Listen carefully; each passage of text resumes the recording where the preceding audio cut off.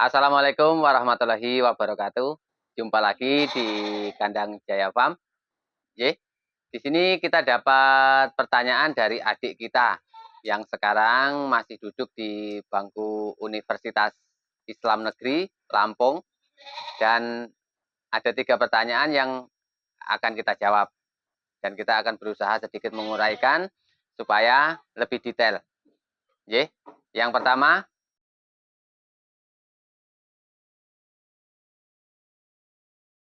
Jaya Farm itu kita mulai betul-betul dari nol.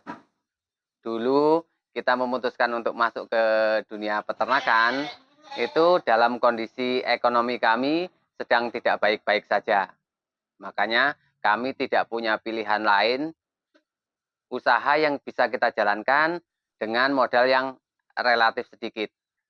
Nah, makanya sering kita sampaikan bahwa dulu kita memulai usaha ternak itu dari 5 ekor.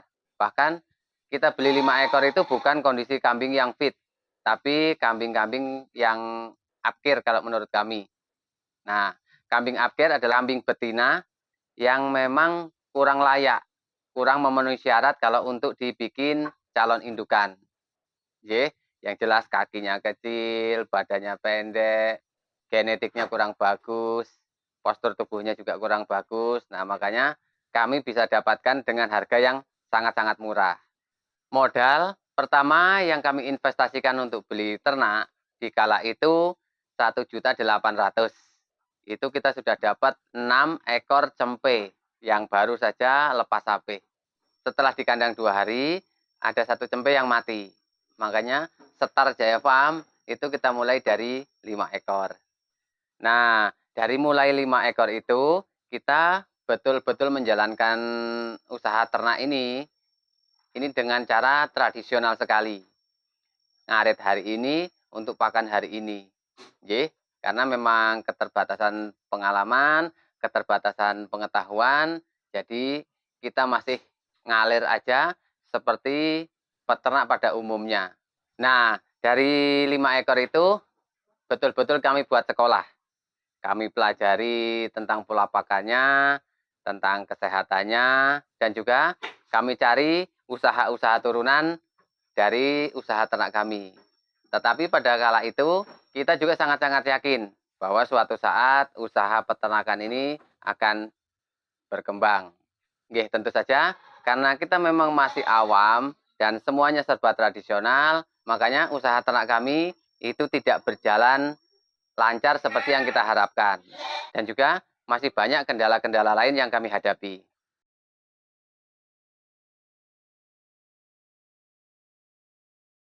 Kalau kendala yang kami hadapi tentu saja sangat-sangat banyak.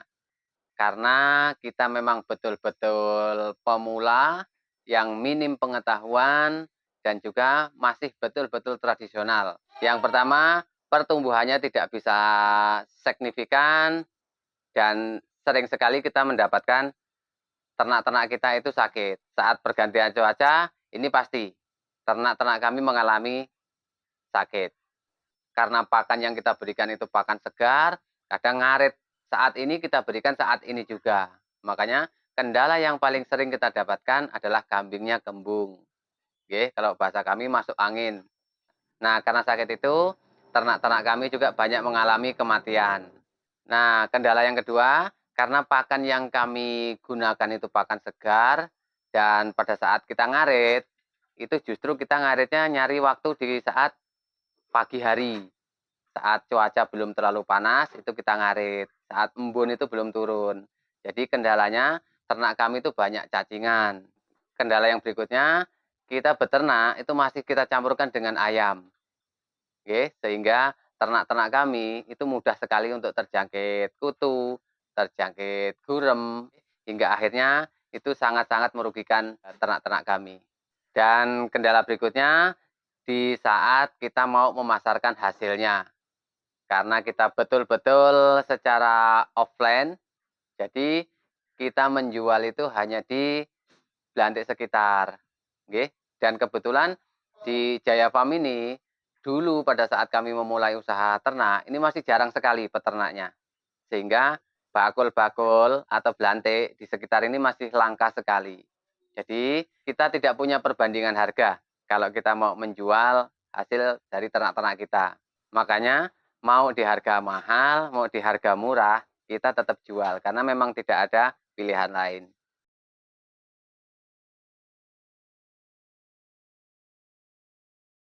Kalau solusinya dari masalah-masalah yang tadi, itu kita banyak belajar. Kita berani keluar untuk mendatangi peternak-peternak yang memang sukses di bidangnya. Nah, disitulah kita banyak bertanya, kita banyak belajar, dan kita memberanikan diri, kita praktekkan di peternakan kami, sesuatu yang memang sudah kita pelajari di luar. Meskipun seketika itu tidak langsung bisa, tapi kita ulangi terus, kita coba lagi, nggih, akhirnya kita bisa. Nah, selain itu solusinya kita bertransformasi dari pakan yang awalnya kita dadak, kita ngarit hari ini, dan juga kita berikan di hari ini, kita bertransformasi menjadi pakan silase. Karena dulu kendalanya pada saat kita ngarit mendadak, itu ketika hujan. Nah, itu menjadi kendala yang sangat besar, menjadi kesulitan yang sangat luar biasa bagi peternak. Akhirnya kita pindah ke pakan silase pada saat itu. Terus kita belajar lagi, ternyata pakan silase yang kita berikan pada ternak-ternak kami itu tidak memenuhi kebutuhan nutrisi ternak. Karena yang kita bikin silase itu bahannya ngawur. Jadi kalau kita sudah punya rumput gajah, itu ya rumput gajah itu yang kita bikin silase tanpa kita campurkan bahan-bahan yang lain. Dan sampai akhirnya kita masuk ke pakan komplit. Pakan komplit itu satu pakan tetapi sudah bisa memenuhi kebutuhan karbohidratnya, seratnya, proteinnya, mineralnya, dan lain sebagainya. Nah, dengan pakan komplit ini kita sangat-sangat dimudahkan. Jadi saat itu kita tidak menemukan kesulitan pada saat populasi ternak-ternak kami itu bertambah. Dan juga dengan menggunakan pakan yang sudah kita silase, kita fermentasi, penyakit-penyakit seperti kembung, cacingan, itu dapat kita minimalkan. Kita hampir tidak pernah mengalami lagi yang namanya kambing itu kembung. Dan juga karena kita masih bergerak di dunia breeding, kita juga hampir tidak pernah mengalami yang namanya indukan keguguran atau lahir sebelum waktunya. Nah, ternyata tidak seperti dulu pada saat masih kita kasih hijauan segar. Kita pernah mengalami berada di fase indukan ternak-ternak kami beranak, itu mati semua anaknya. Ada yang mati kaku, ada yang pertumbuhannya lambat, ada yang lahir belum waktunya, dan semua itu sekarang sudah tidak kita alami lagi dengan kita sudah masuk pakan fermentasi dan juga pakan komplit. Dan dengan belajar, akhirnya kita juga bisa menangani pada saat kambing-kambing kami ada masalah, terutama di pengobatan. Kita sudah bisa menangani sendiri di dalam proses pengobatan, baik secara cekok atau oral maupun secara injeksi. Dan kalau untuk pemasaran, hampir 100% kita menggunakan media sosial. Bahkan kami tidak ecer di lingkungan kami jualnya secara partai. Nah, itu tadi, sahabat ya. Singkatnya, dulu kita memulai usaha ternak di Jaya Farm ini betul-betul dari nol. Kita mulai dari 5 ekor yang kita telateni, kita terus kembangkan, dan kita terus belajar sampai akhirnya saat ini jumlahnya sudah ratusan ekor. Dan yang sudah kami jual tentunya sudah banyak sekali, nggih. Sudah ribuan ekor, insya Allah sudah ada. Dan yang menjadi kebanggaan kami, dengan kita beternak, kita juga bisa membuka lapangan pekerjaan yang luar biasa banyak untuk teman-teman yang ada di sekitar kami. Nah, itu saja sahabat saya, sekilas tentang perjalanan Jaya Farm. Oke? Semoga bisa menginspirasi bagi teman-teman yang memang mau masuk ke dunia peternakan atau untuk teman-teman yang sudah menjalankan usaha peternakan. Semoga dapat menginspirasi dan juga semoga ada manfaat yang bisa dipetik dalam video ini. Kurang lebihnya mohon maaf. Terima kasih. Wassalamualaikum warahmatullahi wabarakatuh.